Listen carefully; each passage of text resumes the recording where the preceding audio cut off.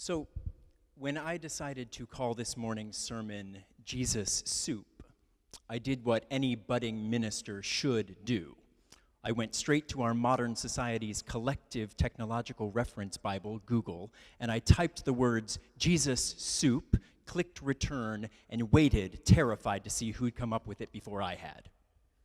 And although I didn't find any sermons with this title, I did find a question posted on Yahoo Answers 2 years ago, which simply asks, did Jesus like soup or not?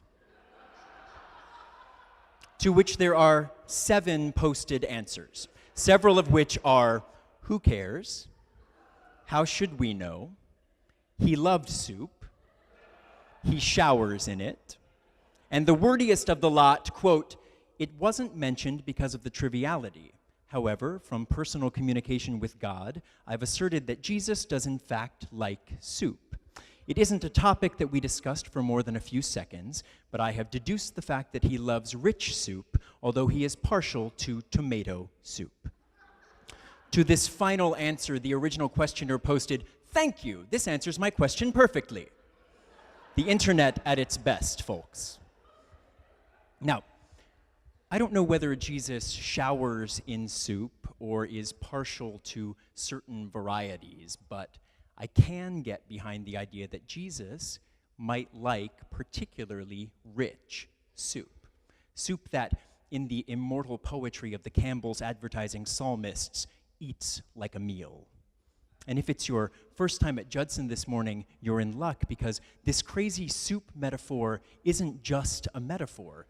It will become a concrete reality as we end our worship service with our annual stone soup lunch, a tradition with truly mythic themes that basically boil down to community and deliciousness. Now, how many folks here know the true origins of stone soup? Oh, okay. You don't have to be shy. Do you know it? Okay. Well, in brief, long ago, in some far-off world, a war had brought famine to the land. People were hoarding food for themselves and sharing nothing. People hid in the shadows and nibbled at what they'd hidden away, hoping that no one would see the gifts that they were hiding in the dark. And one day, 3 weary travelers approached a village, and they entered hoping that they might find something to eat. But the villagers kept their food concealed and turned the travelers away. And finally, the travelers announced, well, there's nothing to eat here, so I guess we'll have to make stone soup. So they asked the villagers for a big pot, and the villagers watched as they filled the pot with water, built a fire, and plopped into the water a tiny round stone. And as the water heated, the travelers tasted it and said, oh, I wish it had some salt and pepper. And so a little village child ran to fetch some and plopped it in the pot. And then the travelers recalled loudly how lovely cabbage tasted in stone soup. And a woman ran to gather the cabbage she had hidden away, and she plopped it in the pot. And this continued on. The travelers began to remember all the different ingredients that enhanced the flavor of stone soup, and one by one, each villager began to plop something into the water: potatoes, beef, carrots, celery, milk, barley, tons of stuff. And as the soup grew, the travelers exclaimed that with soup so delicious, they needed bread and cider and gorgeously set tables and dancing. And what do you know? The villagers provided until basically the entire group was sharing a huge feast together, all the while believing that the flavorless little stone at the center was the crucial ingredient. And all the hoarders who had been so diligently hiding their ingredients shared and ate and danced and discovered how to make soup. Real, hearty, eats like a meal soup. So now I'm hungry. But before we chow down on our own symbolic recreation of this delicious legend, let's talk about Jesus, that cute little baby announced by an angel in today's ancient testimony. And let's talk about him as a stone. something smack dab at the center of a gigantic, flavorful broth of a story that starts before his birth and continues long after his death. Now, I don't want to ruin anybody's Christmas. I love a good Christmas pageant and nativity set and baby Jesus as much as the next guy, but by now, we all know that virgin birth narratives aren't exactly particular to our own Christian tradition. Our very familiar, relatively calm, oddly cooperative teenaged Mary in the Gospel of Luke has direct connections to other mythic females in other ancient cultures, including Isis, the mother of Horus from ancient Egyptian mythology, and many other goddesses from many other different religions. And we all know that the whole virgin thing, this desexualization of poor Mary, has plagued women for centuries. But holding all of that in tension, let's also today accept the character of Mary at face value, just for a moment. Let's accept that whether she existed in history or whether she's a fictional character borrowed from pagan traditions by our gospel writers in order to legitimize the story of Jesus, she is real in some way, even if that reality is mythological. Because here in today's passage, all the dogma that has built up around her can go away if we simply view Mary as a human being, offering herself in order to fulfill a larger communal purpose. Mary agrees to follow the mysterious request that she nourish and nurture a baby she hadn't planned to have. And from there, this human Mary figure multiplies into a cast of myriad other human characters, all offering gifts they knew they had but hadn't known how to give.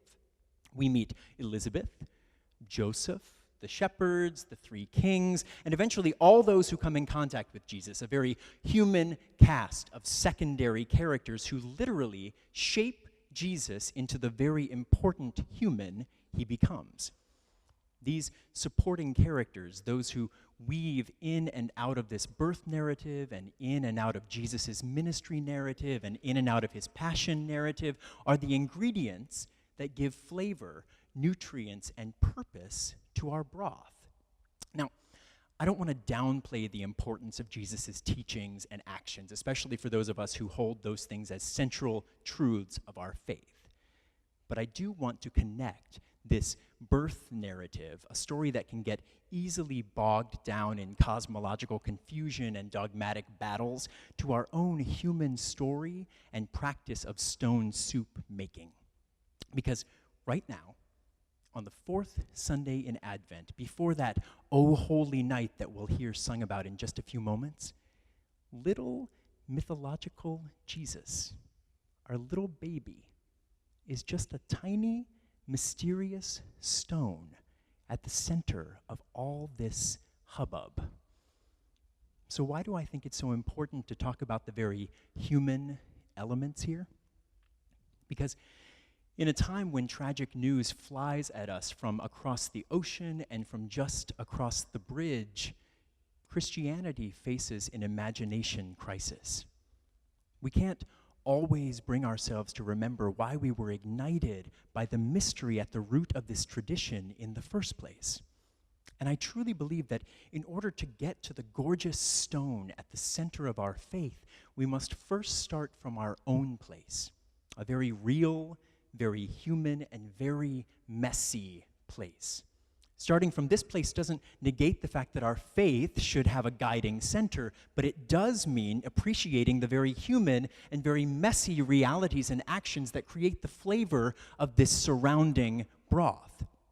Focusing on the humanity of Mary and all the rest demolishes the need for dogma. It eviscerates the need to know the exact details at the center of our faith and to instead work openly, communally, humanly to figure out how best to live and change together. Because church, at its best, is simply a community research and development laboratory for human encounters with the mysterious stones at our centers. Now, shaping community will look different to each of us. I've said it before, and I'll say it again. I can stand up here and talk about who I believe Jesus is and how he came about and what he meant to do and say, but that Jesus is just the stone at the center of my soup. My stone will never be the same as your stone, even when we think we're talking about the same thing. Instead, it's how I respond to that stone. It's how I build the ingredients around that stone that has the potential to reflect and transform the ingredients you add to your stone. Community invites us to be supporting characters in one another's stories. It invites us to flavor one another's stories, and Jesus can be pretty flavorless without us. Waiting for Jesus or for someone else to flavor the soup without adding your own twist leads to nothing. Our dummy juggler figures this secret out, as we just heard in that Al Carmine's classic. He discovers that the gift he has to give, the very thing he thought was too silly to offer, is exactly what is needed. It's a simple moral, but simple morals bear repeating in order to keep us from getting stuck in the stone-obsessed bottom of the pot. Simple morals give us the freedom to float in the surrounding broth that simply grows richer with more and more foolishly added ingredients. These ingredients are whatever you're aching to share, especially those things you fear aren't worthwhile or are too stupid to even mention. They're whatever you have to offer this fear-filled world that tries to convince us at every turn that we have to keep quiet, hoarding our gifts when these gifts, no matter how small, are exactly what makes the soup into soup. And just in case we think such simplicity is too theoretical, let's reflect on the gifts this little pot of a place has nurtured over decades, all of which came in response to a request from the world. We plopped in a little fountain to give fresh water to those who couldn't find it anywhere else. We plopped in gym programs for youth who needed a place to hone their own gifts. We plopped in resources for women seeking abortions when they feared they were alone. We plopped in a van that offered street workers a place to warm up and make connections. We plopped in a censorship-free creative space for artists to safely experiment. We plopped in a resource center and harm reduction program during the AIDS epidemic. We plopped in an immigration accompaniment program for those who need friendly faces at their check-ins. And we plopped in a drag queen who asks you to come for some amazing cabaret and bring a cute teddy bear while you're at it. And we also, at our best, come early to set up and stick around afterwards to clean all of it up at the end, doing the dirty work that keeps us vital. These are a mere handful of the ingredients we've added to this soup over the decades. And Jesus, Judson, this building, this faith, this Christmas story are simply the stones around which we gather to keep adding our own flavors. Movements build and sustain themselves the same way. At the center is always a stone, a kernel of faith. But that's just the starting place, the bottom of the pot. To fill the rest of the space, we run back to our hoard. All the imagination, all the energy, all the restlessness, all the gifts we think are too silly or too little, all the life we've been hiding away, and we gather it up to add to this growing mix that will sustain us, push us in new directions, and create a soup worthy of that mysterious little stone at the center. And speaking of gifts, we have a harm reduction team here that wants to make a special offering to Judson today. So would you please join me at the front, Essie, Kim, and David?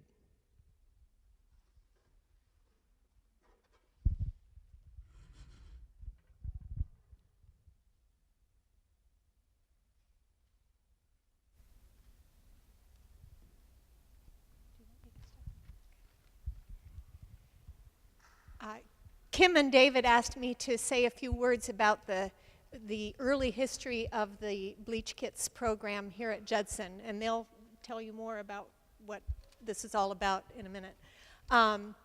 This is my recollection, and it may or may not be entirely accurate.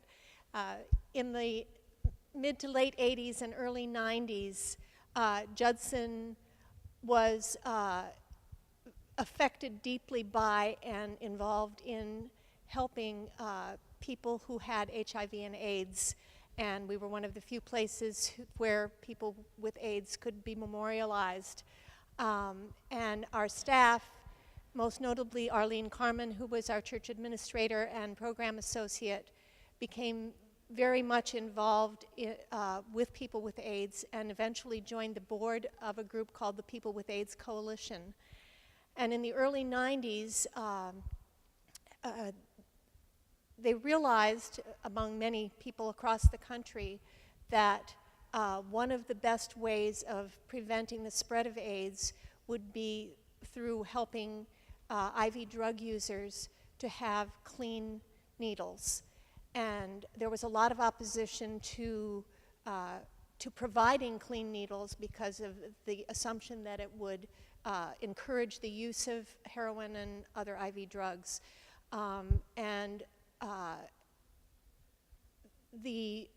Eventually the New York City Police Department was convinced to allow some experimental programs where it was possible to distribute needles and especially bleach kits, which would allow people who could not get a clean needle to clean the needles that they had.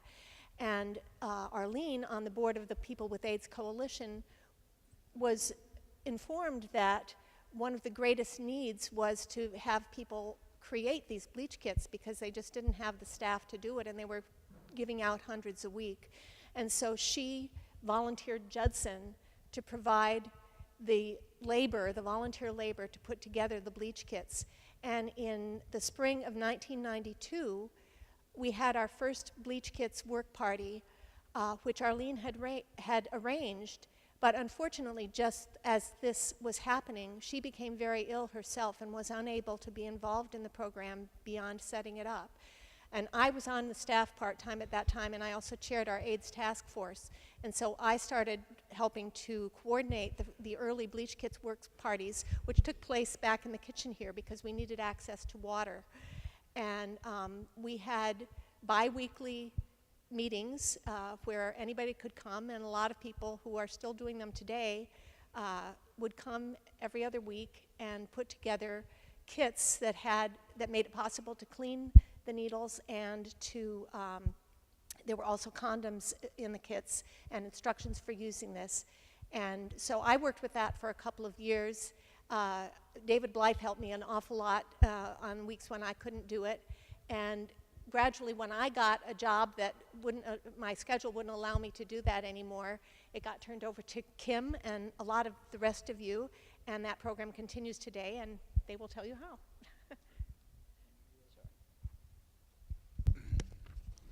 Thank you, Essie. In order to continue the story, I found a little piece of history that pertains. When we were starting our bleach kit effort in the May of 1992, the State Health Commission waived the restriction of Section 3381 of the New York State Public Health Law, which prohibited the sale, possession, and distribution of syringes without prescription, to allow syringe exchange programs to obtain, possess, and distribute hypodermic syringes and needles without prescriptions for the purposes of preventing the transmission of HIV. And our program started at about the same time, and what we're offering today is a gift that we got from Lori Moody as a prototype of either what we followed and then developed as bleach kits, or we showed them what we were doing and they took it over. I think that's unclear. Kim? You hold this. All right. As Essie said, I currently host the work parties here, but they really wouldn't happen without the volunteers of this church. And at this time, I just want to acknowledge people who have been helping, because this has been one of those programs that has gone on for so long. And until there's a cure, it will continue to go on. So I'd like to ask the people who have been coming to work parties for over 15 years to stand.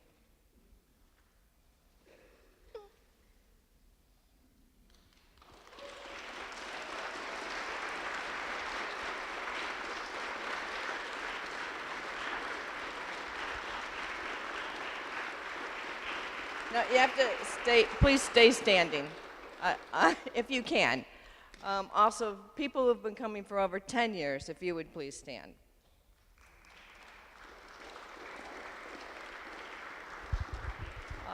People for 5 years, people who have been coming for 5 years. And it doesn't have to be continuous, it can be on and off. How about people who have come only once or twice?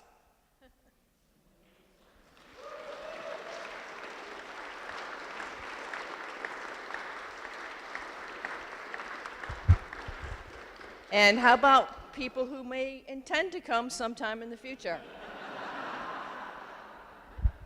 In case you do, our next work party is January 8th. We always meet in the evening, and we work in the office space at 239 Thompson Street.